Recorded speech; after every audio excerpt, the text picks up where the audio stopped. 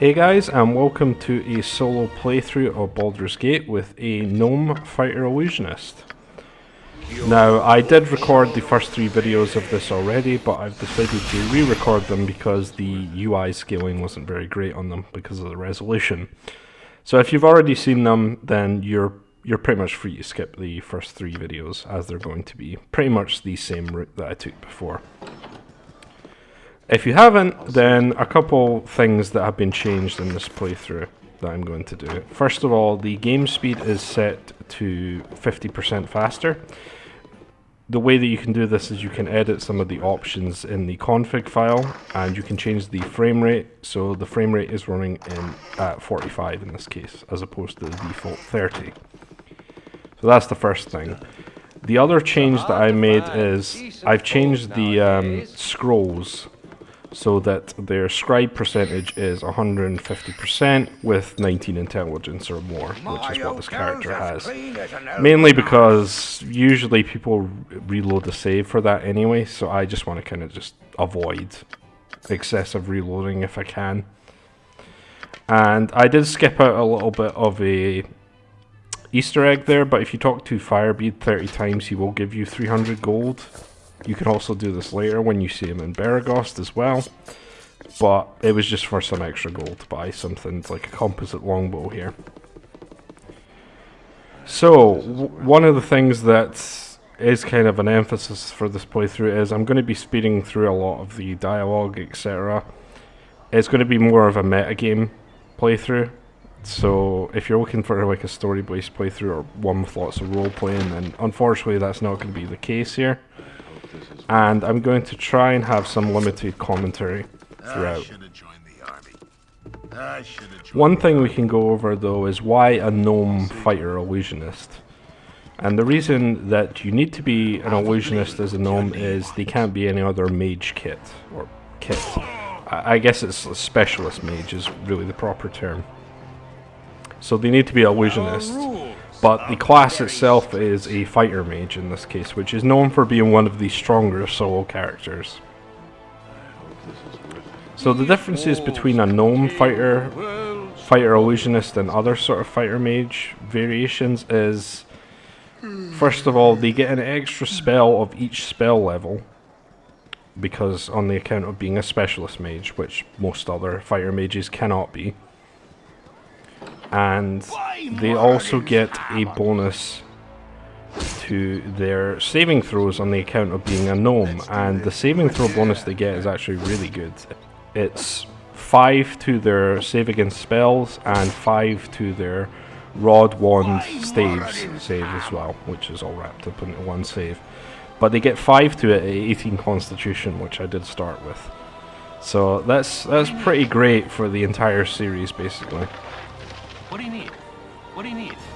A couple of other changes that specialist mages get is they get a +2 bonus when making a save against illusionist spells in this case, because I am an illusionist. So spells like blind or spook, I would have a +2 save bonus in order to save against those spells. And the other part of that is enemies that get hit by one of my illusion spells, like blindness or spook, will get a -2 penalty to save. There isn't too many illusionist spells that really have saving throws that enemy need to make, so it's a minor bonus. The biggest loss for a specialist mage is the fact that they cannot cast spells from their opposition school, which in the case of an illusionist is necromancy spells.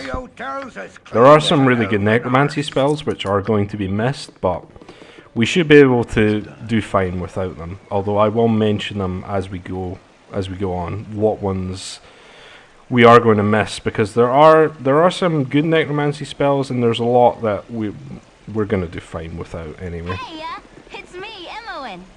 I never talked about the stats for this character, but they did manage to roll a 95 after quite some time.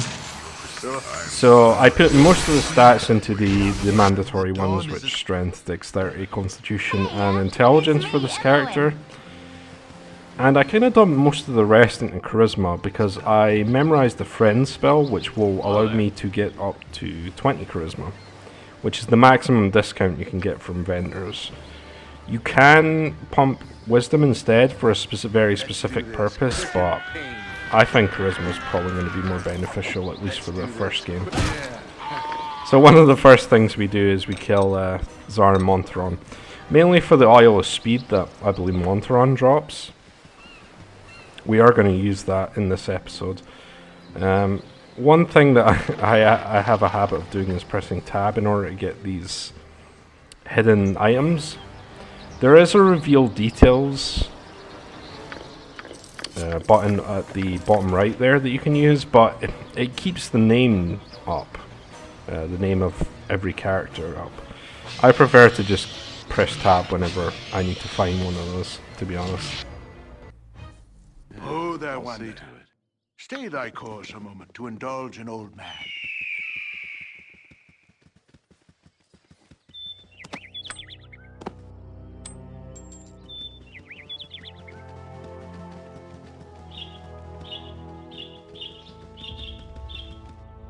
It's done. Hello, pal.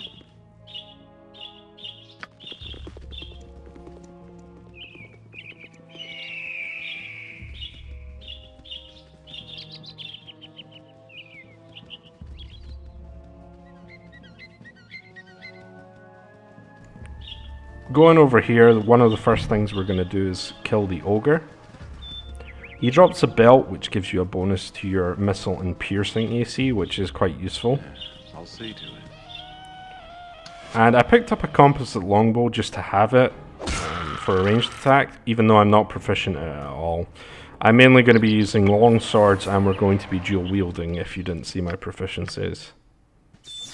So I take on my armor in order to cast blindness. And remember, we are getting a bonus to the blindness save that he needs to make. So the key thing about blindness is it actually makes them unable to attack unless you run up and melee them. So with a bow here, I can just sit back and just fire at them. And it lasts 2 hours, blindness. So it is single target, but it's pretty ridiculous. But one of the key things that you're going to notice is I'm going to be playing most of this game probably in plate mail, and using wands is the main benefit of the mage class.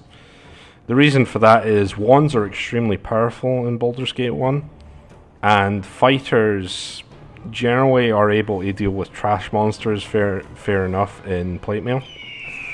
So although it does seem like I kind of want to What do you need?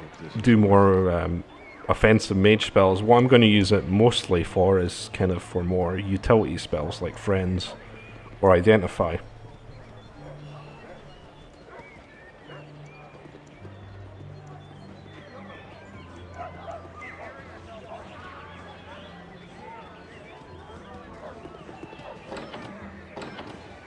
Here now, get out. You tell him. Are you talking to me? Are you talking to me?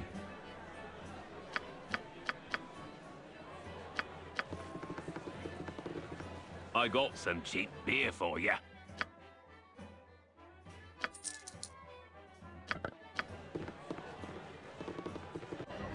I'll see to it. It's hard to find decent folk nowadays. I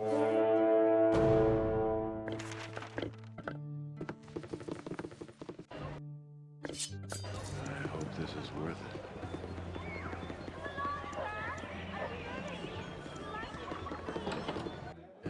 I'll see to it. I'll see to it.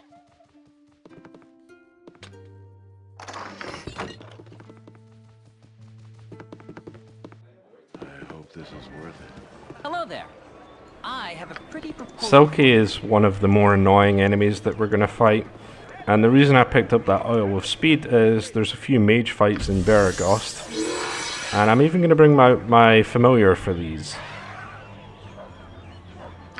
So these fights can be a little bit of RNG at low levels, but if you do have more attacks in order to interrupt her, theoretically she shouldn't be able to murder you with Lightning Bolt, which is usually the spell that she casts after invisibility.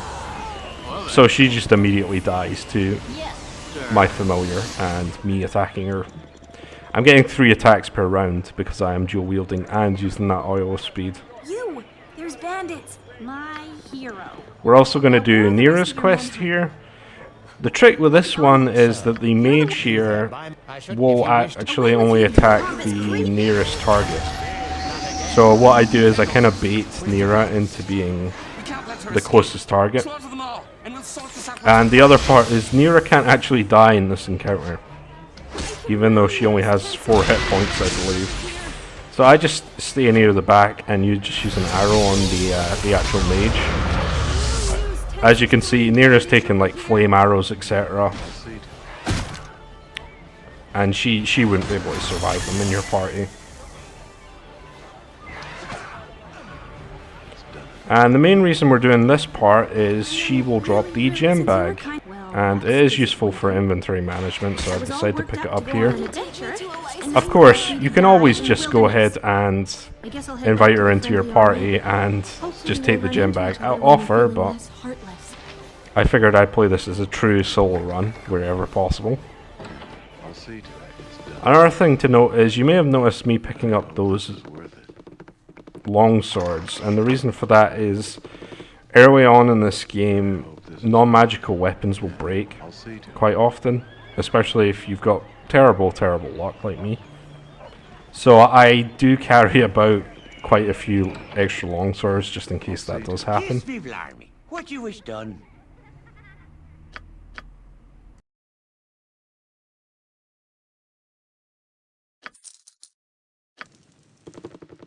I hope this is worth it.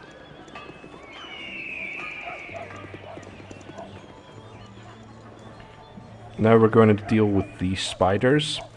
So the belt that we picked up is actually going to help because they do piercing damage, but what I do is I bring them over outside, over to this spot, so only one of them can attack me at a time.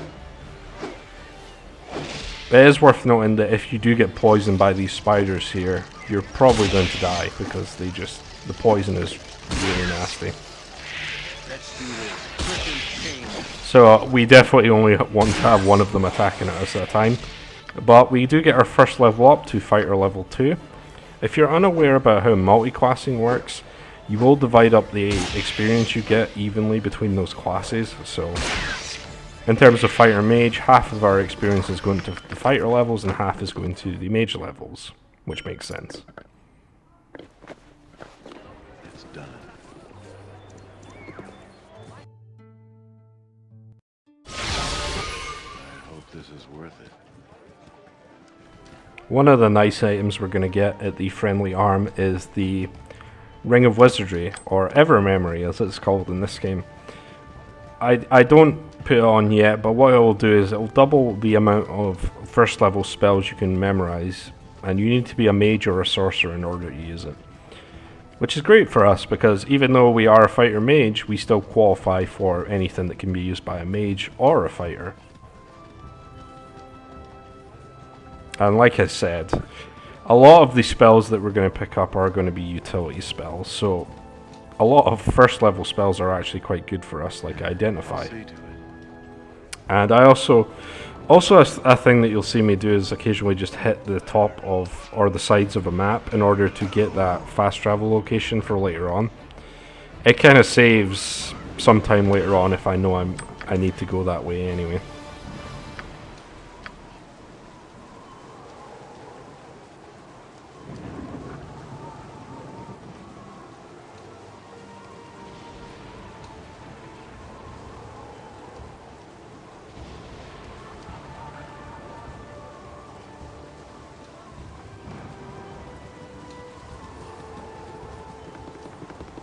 And we're on our way to handing the ring that Hobgoblin had. I started as lawful good, but like I said, I'm probably not going to roleplay very much in this playthrough. So the reason I started as lawful good is you start with a higher reputation. Now reputation is another thing that affects the vendor prices, and it affects them quite substantially. So the highest reputation you can get is 20, and it is quite nice to have that and a high charisma if you need to buy anything. So once again we're bringing out our familiar. Unfortunately we don't have another oil of speed, but this guy can be quite nasty. This is a guy that killed me a lot when I was a kid playing this game, but he actually was really simple here. Before he even got mirror image off, I already killed him. So you're going to notice that I'm going to be memorizing pretty much all the spells I pick up. I don't think that I need to memorize each of the spells because some of them I probably will never ever use, but I'm going to do it anyway.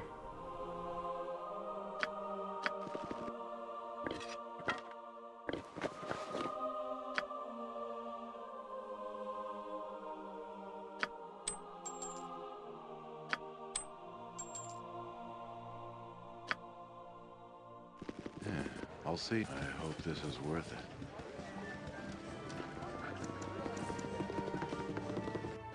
It's done. Hey, friend. Good to meet. It's done. Yeah, I'll see to it. Last thing we're going to do in this episode is we're going to hand in the items that we got from the spider house, and that will take us to level 2 for a mage. So we're level 2/2 I would call it. And I'm going to basically just fill up our spellbook with 6 friends cast. Like I said, all utility spells for now at least. Hey, friend. Good to meet a fine sod such as yourself. Calm yourself, dear. We must proceed carefully. And the very last thing we're going to do is we're going to sleep for the night to get our memorized spells, and we're also going to buy the buckler that this guy sells. He only sells it in the enhanced edition, but what it will do is it will give you +1 charisma as you have it equipped. And the reason that's useful for us is we're going to be able to get HP regen because of that. Right now we only have 18 constitution, but we are going to be able to get up to 19, and then the buckler can be used for to get up to 20. And that's pretty much going to wrap it up for this first episode, so I hope you guys enjoyed.